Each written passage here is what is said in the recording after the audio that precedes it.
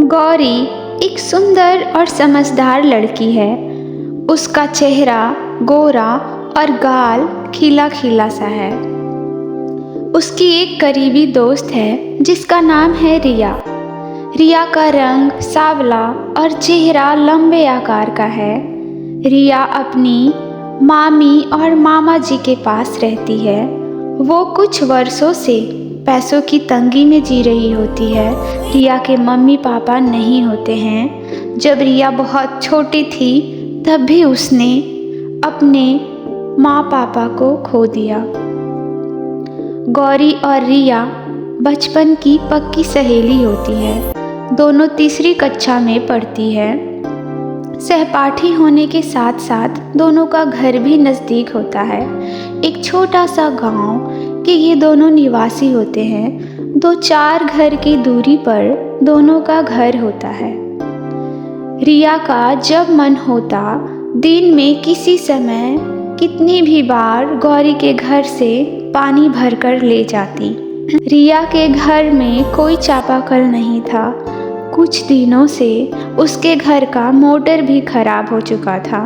रिया और उसके घर वाले पैसों की तंगी में वैसे ही गुजारा कर रहे होते हैं। गौरी की माँ और उसके दादा दादी जी भी अच्छे स्वभाव के थे।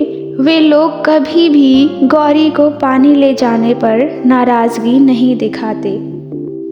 इस तरह गौरी के घर से रिया ने 4-5 महीने तक पानी ढोना जारी रखा। रिया के घर वाले पैसों की तंगी में वो नया मोटर पानी का नहीं खरीद सकते थे। इसकी इस हालत पे तरस खाते गौरी और उसके परिवार ने उसे कई महीनों तक पानी ढोने दिया। रिया और गौरी ने बचपन से ही एक दूसरे को पलते बढ़ते देखा। रिया और गौरी साथ स्कूल जाती। सरकारी स्कूल में दोनों पढ़ाई करती। शाम को एक साथ खेलती थी। खेलने वक्त और भी कई बच्चे जुड़ जाते, पर रिया और गौरी में एक अलग ही घनिष्ठ मित्रता थी। घर की कोई छोटी मोटी काम, बाग बगीचे का काम या खेत खलिहान से कुछ लाना होता तो गौरी और रिया एक साथ मिलकर घर के छोटे मोटे कामों में मदद करती। रिया दूसरों के पशुओं का गोबर जमा करती थी। उसे सुखाकर चूल्हे में जलाती थी। खाना पकाने का काम आता। एक दिन रिया के चूल्हे में जलाने के लिए उपला खत्म हो जाता है। तब रिया गौरी के घर दोपहर 2-3 बजे बुलाने आती है। गौरी गौरी। रिया घर से बाहर आवाज़ देते हुए घर के अंदर चली जाती है। हाँ हाँ आई रिया, आती हूँ। गौरी आवाज़ देते हुए बाहर आती है। चलो पहाड़ी के किनारे गोबर, उपला और सूखी लकड़ियाँ चुनना है। रिया अपने साथ एक बड़ी सी टोकरी लेकर आती है। अरे हाँ हाँ चलो रिया, पहाड़ी तरफ। तुम्हें रास्ता तो पता होगा ना वापस घर आने का? हम रास्ते में खोएंगे तो नहीं? गौरी पहाड़ी का किनारा जाने के नाम से खुश हो जाती है, पर उसे लंबी रास्ता भटक जाने का थोड़ा सा डर होता है। फिर भी गौरी ज़्यादा ना सोचते हुए कहती है, चलो रिया, मैं घर में ये नहीं कहूँगी कि पहाड़ी तरफ हम जा रहे हैं। रिया लकड़ी और उपला चुनते जाती है और गौरी उपला और लकड़ियाँ चुनने में रिया की मदद करती है। देखो रिया यहाँ है, देखो रिया वहाँ है, और इस तरह रिया को जल्दी जल्दी उसका लकड़ी और उपला इकट्ठा हो जाता है। उस बीच गौरी रिया से कुछ दूरी पर खड़ी होती है और उसके पैरों के पास एक नाग सांप घेरा बनाकर फन उठाए बैठा होता है, जैसे कि सांप सामने वाले को दुश्मन मानते हुए वो वार करने को तैयार है। वो कभी भी हमला कर सकता है किसी क्षण। तब गौरी अपने पैर के पास नाग सांप को देखती है। वो बिल्कुल हैरान हो जाती है। उधर कुछ दूरी पर रिया अपनी लकड़ी चुन रही होती है। रिया पीछे मुड़कर देखती है तो गौरी उससे कुछ दूरी पर पीछे ही खड़ी है। वो आवाज़ देती है, आओ आओ। डरी हुई आवाज़ में रिया कहती है, अरे सांप है, वहाँ से भागो, जल्दी भागो। गौरी चुपचाप डर से वहीं खड़ी रहती है, थोड़ा सा भी हलचल नहीं करती। गौरी डर से वहीं के वहीं बर्फ की तरह जम जाती है, बिल्कुल भी नहीं हिलती।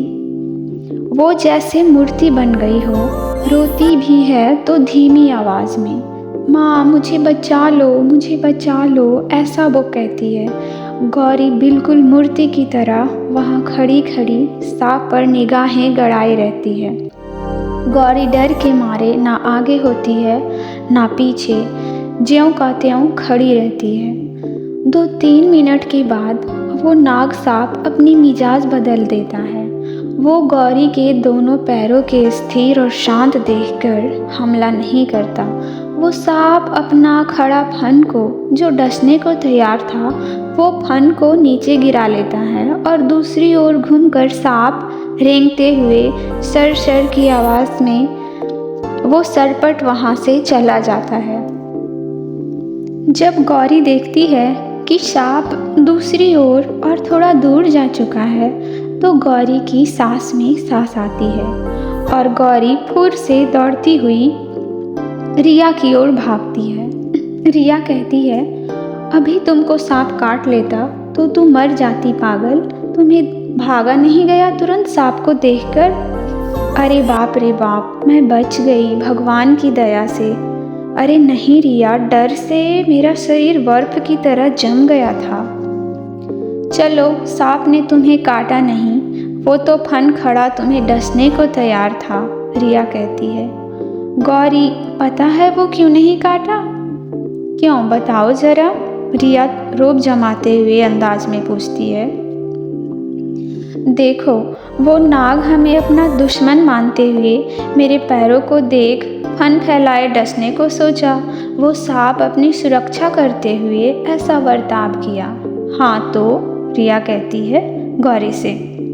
गौरी कहती है, तो जब मैंने उसे नुकसान नहीं पहुंचाया, उसने हमला नहीं की, या वहाँ मैं शांत और स्थिर थी, इसलिए सांप ने ऐसा सोचा सामने वाला व्यक्ति या कोई वस्तु है जो बिना मुझ पे वार किए शांत है, स्थिर है, इसलिए अंत में सांप ने भी अपना हमला करने का मिजाज बदल लिया और चुपचाप दूसरी रास्ता की तरफ मुड़ गया। रिया और गौरी इस तरह से दोनों आपस में सांप की बात करते हुए कभी हंसती कभी डरती शाम होने से पहले दोनों घर लौट आई। गौरी ने कहा, ठीक है रिया, अब तुम भी अपने घर जाओ, मैं भी जाती हूँ। रिया कहती है, अरे गौरी सुनो, वो सांप की बात घर में किसी को मत बताना। हाँ ठीक है रिया, मुझे बहुत तेज़ भूख लग रही है, अब चलती हूँ, कुछ खाऊंगी घर में, गौरी कहती है। कल सुबह मिलते हैं। हाँ ज़रूर, रिया कहती है। तो इस कहानी से हमें यह सीखने को मिलती है कि अगर हमारी दोस्ती सच्ची हो तो हम दोस्त के बुरे परिस्थिति में भी उसके साथ खड़ा होते हैं, उसके साथ मिलकर उसकी समस्याओं का हल ढूंढते हैं। आपको यह कहानी कैसी लगी और आपने इस स्टोरी से क्या सीखा? ऐसे ही हमारे साथ और भी स्टोरी जानने के लिए हमसे जुड़े रहें और हमारे चैनल को सब्सक्राइब करना ना भूलें। Thanks a lot.